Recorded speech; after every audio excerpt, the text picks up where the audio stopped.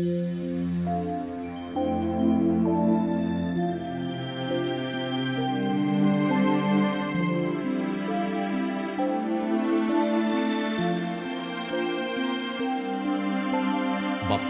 ang bumabasa at ang nangakikinig ng mga salita ng hula at tumutupad ng mga bagay na nangasusulat doon, sapagkat ang panahoy malapit na.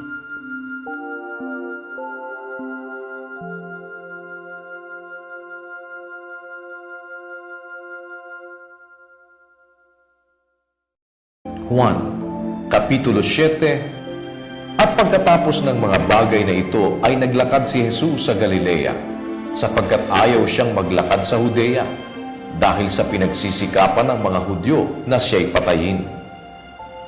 Malapit na nga ang pista ng mga Hudyo, ang pista ng mga tabernakulo.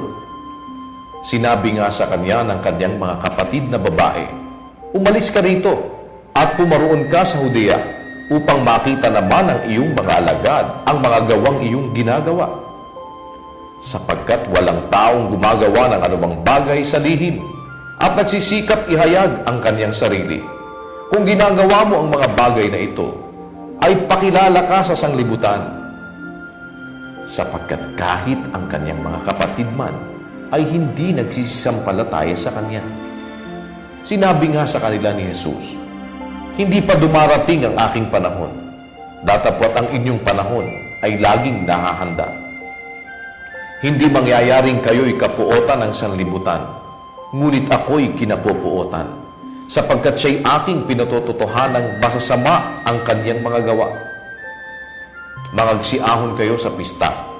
Ako'y hindi aahon sa pistang ito, sapagkat hindi pa nagaganap ang aking panahon." At nang masabi sa kanila ang mga bagay na ito, ay nanahan pa siya sa Galilea. Datapwat ng mga kaahon na ang kanyang mga kapatid sa pista. Saka naman siya umahon, hindi sa hayag, kundi waring sa lihim. Hinahanap nga siya ng mga Hudyo sa pista, at kanilang sinasabi, "Saan naroon siya?" At nagkaroon ng maraming bulong-bulungan tungkol sa kanya ang karamihan. Sinasabi ng ilan, "Siya'y taong mabuti." Sinasabi ng iba, "Hindi gayon, kundi inililigaw niya ang karamihan." Gayunman ay walang taong nagsasalita ng hayag tungkol sa kanya dahil sa takot sa mga Hudyo. Datapwat ng ang kapistahan nga'y nasa kalagitnaan na, ay umahon si Jesus sa templo at nagturo. Nagsipanggilalas nga ang mga Hudyo na nangagsasabi, "Paanong nakaaalam ang taong ito ng mga karunungan, gayong hindi naman nag-aral kailanman?" Sinagot nga sila ni Jesus at sinabi, "Ang turo ko ay hindi akin, kundi doon sa nagsugo sa akin.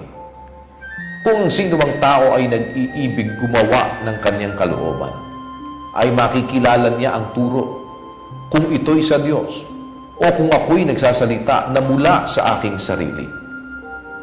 Ang nagsasalita ng saganang kanyang sarili, humahanap ng kanyang sariling kaluwalhatian.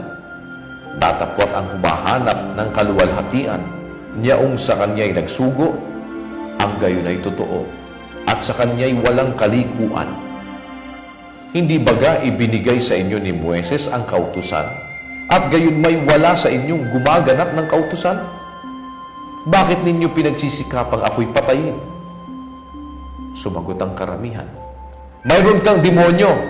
Sino ang nagsisikap na ikaw ay patayin?"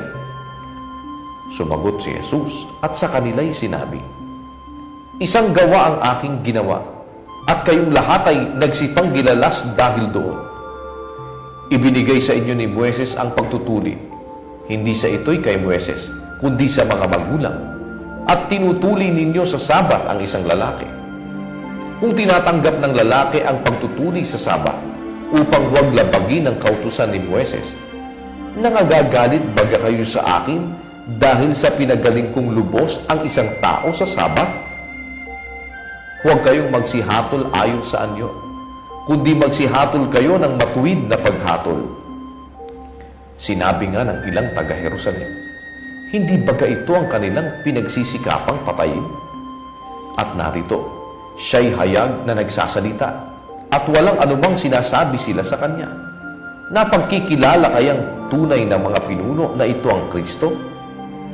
Gayunman ay nakikilala namin ang taong ito kung taga saan siya. Datapwat pagparito ng Kristo, sino may walang makakaalam kung taga saan siya. Sumigaw nga si Jesus sa templo na nagtuturo at sinasabi, "Ako'y inyong nakikilala at nalalaman din naman ninyo kung taga saan ako. At hindi ako naparito sa aking sarili. Datapwat ang nagsugo sa akin ay tunay na hindi ninyo nakikilala. Siya'y nakikilala ko sapagkat ako'y mula sa Kanya at Siya ang nagsugo sa akin."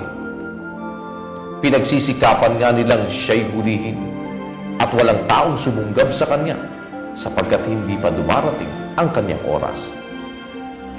Datapwat sa karamihan ay marami ang nagsisampalataya sa Kanya at kanilang sinasabi, "Pagparito ng Kristo ay gagawa pa baga siya ng lalong maraming tanda kaysa mga ginawa ng taong ito?" Nangahiling ng mga Fariseo ang bulong-bulungan ng karamihan tungkol sa Kanya at nangagsugo ang mga pangulong saserdote at mga Fariseo ng mga punong kawal upang siya'y hulihin. Sinabi nga ni Jesus, "Makikisama pa ako sa inyong sandaling panahon at ako'y paroroon sa nagsugo sa akin. Hahanapin ninyo ako at hindi ako masusumpungan. At kung saan ako naroroon, ay hindi kayo makaparoroon." Ang mga Hudyo ngay nangagsang usapan, saan paroroon ang tao ito na hindi natin siya masusumpungan? Siya kaya'y paroroon sa nagsisipangalat sa gitna ng mga Griego at magtuturo sa mga Griego? Ano ang salitang ito na kanyang sinabi? "Hahanapin ninyo ako at hindi ninyo ako masusumpungan. At kung saan ako naroroon, ay hindi kayo makaparoroon."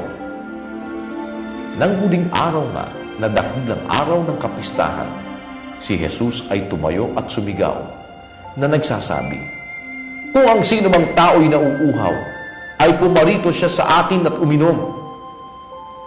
Ang sumasampalataya sa akin, gaya ng sinasabi ng kasulatan, ay mula sa loob niya ay aagos ang mga ilog ng tubig na buhay." Ngunit ito'y sinalita niya tungkol sa Espiritu na tatanggapin ng mga magsisisampalataya sa Kanya, sapagkat hindi pa ipinagkakaloob ang Espiritu, sapagkat si Jesus ay hindi pa niluluwalhati. Ang ilan nga sa karamihan, nang marinig ang mga salitang ito, ay nangagsabi, "Tunay na ito ang propeta." Sinasabi ng mga iba, "Ito nga ang Kristo." Datapwat sinasabi ng ilan, "Ano? Sa Galilea baga manggagaling ang Kristo? Hindi baga sinabi ng kasulatan na ang Kristo ay manggagaling sa lahi ni David at mula sa Bethlehem, ang nayong kinaroonan ni David?" Kaya nangyaring nagkaroon ng pagkakabaha-bahagi sa karamihan dahil sa Kanya. At ibig ng ilan sa kanila na siya'y hulihin, datapwat walang taong sumunggab sa Kanya. Nagsidating nga ang mga punong kawal sa mga pangulong saserdote at sa mga Fariseo, at sinabi nila sa kanila, "Bakit hindi ninyo siya dinala?"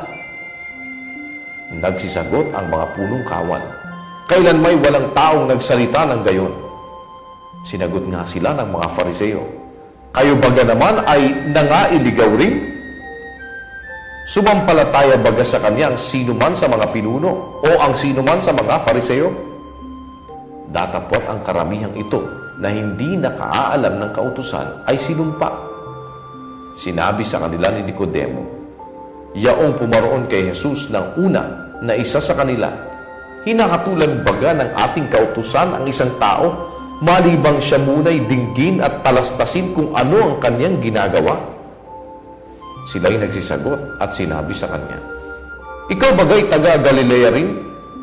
Siyasatin mo at tingnan mo na sa Galilea ay walang lumitaw na propeta. Ang bawat tao'y umuwi sa kani-kaniyang sariling bahay.